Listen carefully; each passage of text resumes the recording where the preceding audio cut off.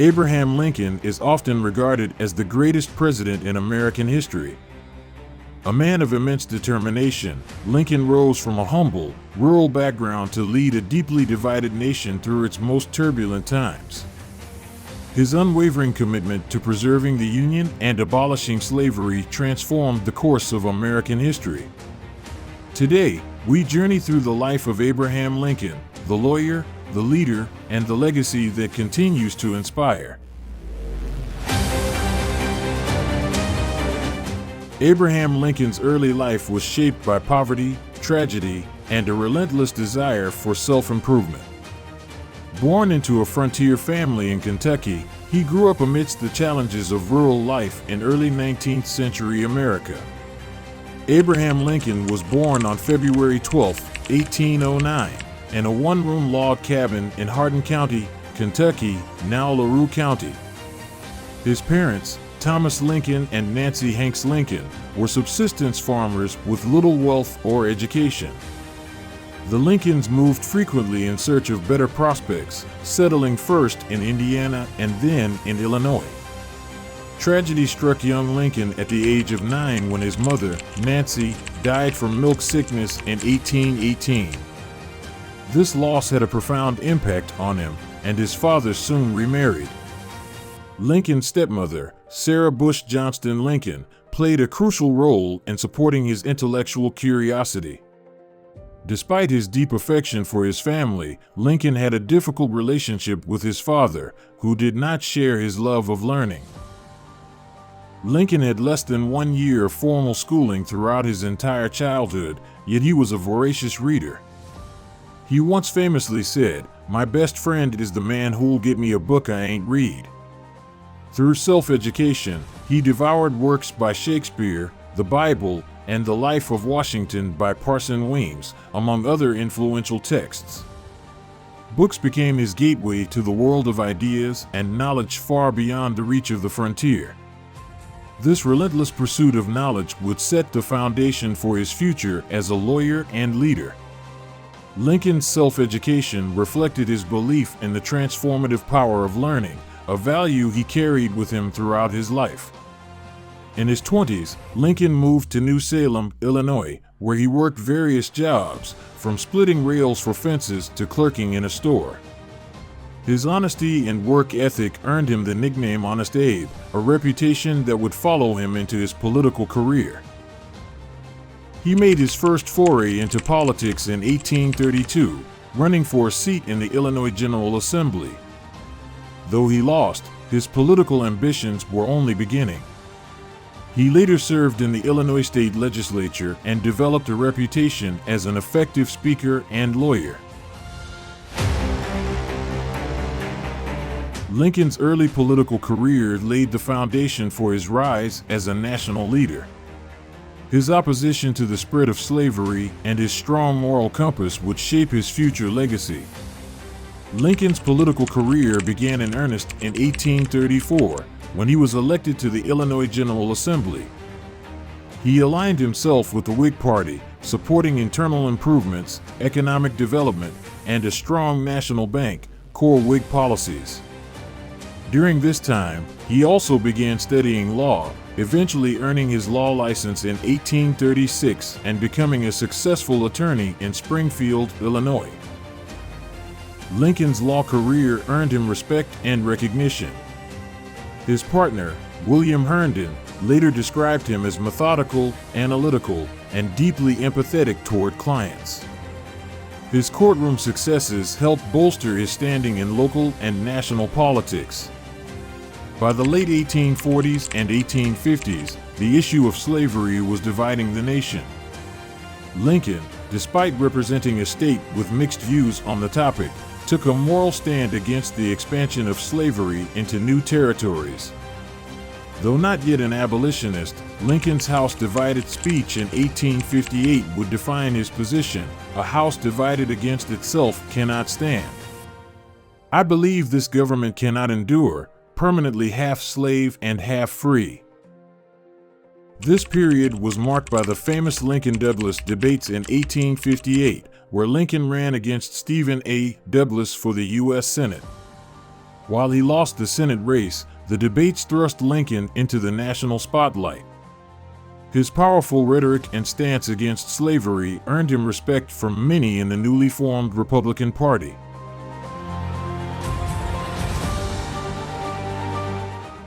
Amidst the growing tension over slavery, Lincoln's moderate but firm stance on the issue made him the ideal candidate for the new Republican Party.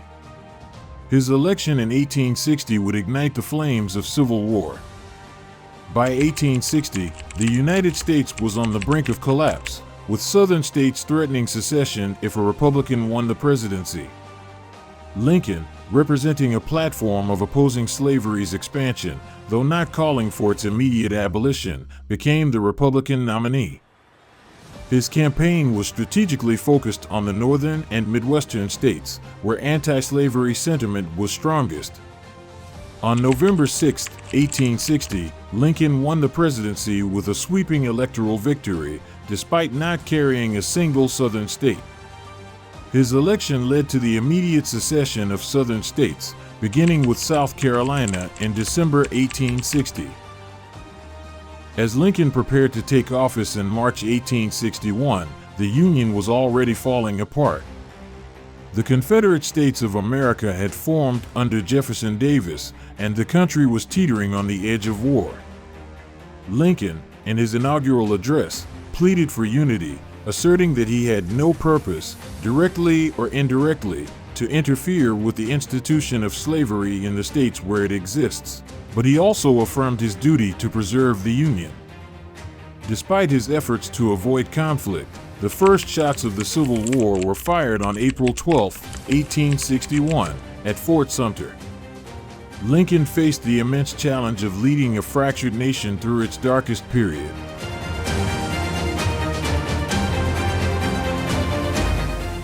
Lincoln's presidency would be consumed by the Civil War, a conflict that would claim the lives of over 600,000 Americans and redefine the nation.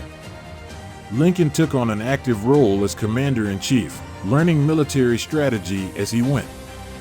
He faced immense pressure from all sides, Northern critics who believed he was moving too slowly on slavery, and Southerners who were determined to break away from the Union. After the attack on Fort Sumter in April 1861, the Civil War officially began.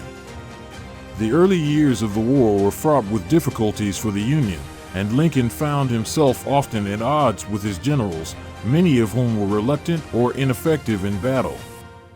Notably, General George McClellan, despite his organizational skills, hesitated to engage Confederate forces aggressively, much to Lincoln's frustration. By 1862, Lincoln's strategy became one of attrition, aiming to wear down the South through sheer numbers and resources. However, losses on both sides were staggering. The Battle of Antietam in September 1862, the bloodiest single day in American military history, claimed over 23,000 casualties. While it ended in a tactical draw, it gave Lincoln the confidence to push forward a revolutionary step, the Emancipation Proclamation. The Emancipation Proclamation, issued on January 1, 1863, is one of Lincoln's most celebrated actions. However, the decision was far from easy.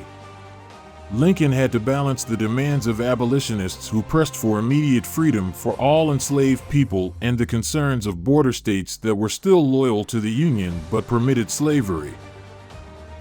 The proclamation freed slaves only in the Confederate States, where Lincoln's government had no control at the time. However, it effectively changed the character of the war from a conflict to preserve the Union to one aimed at ending slavery. Additionally, it paved the way for the enlistment of African American soldiers into the Union Army. By the end of the war, nearly 200,000 black soldiers had served, helping turn the tide in favor of the North.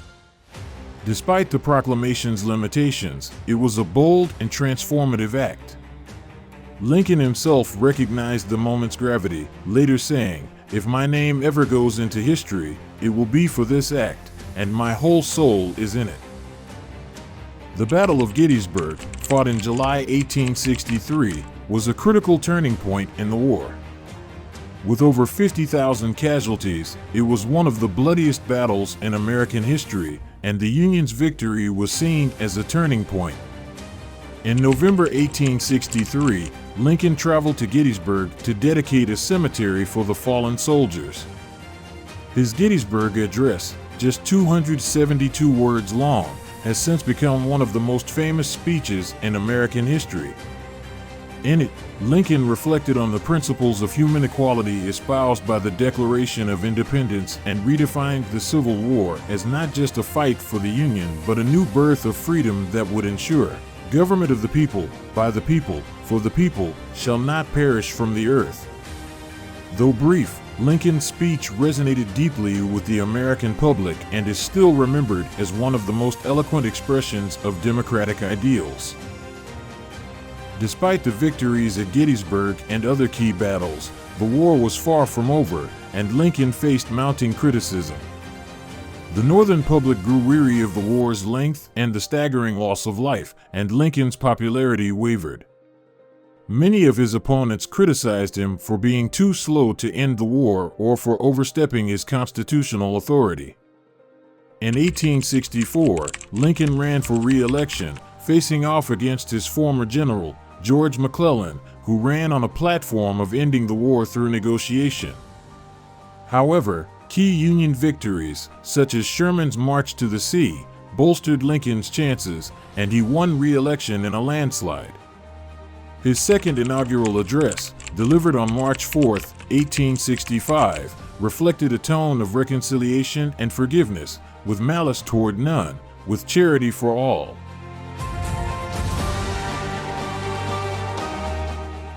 By early 1865, the Confederacy was crumbling.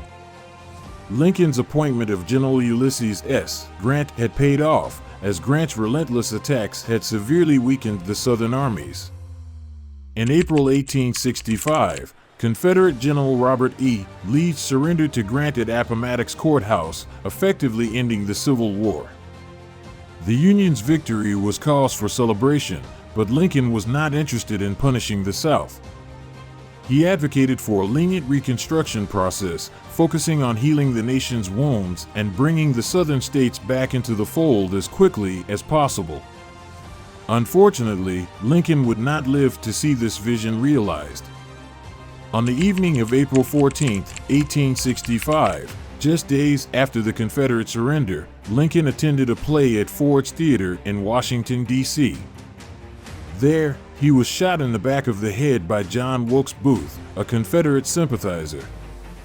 Lincoln was carried across the street to a boarding house, where he died the following morning on April 15, 1865. His assassination shocked the nation and plunged it into mourning. Booth, a well-known actor, had hoped to revive the Confederate cause by killing Lincoln, but instead, his actions made Lincoln a martyr for the cause of freedom and unity. Abraham Lincoln's legacy is one of enduring strength, compassion, and vision.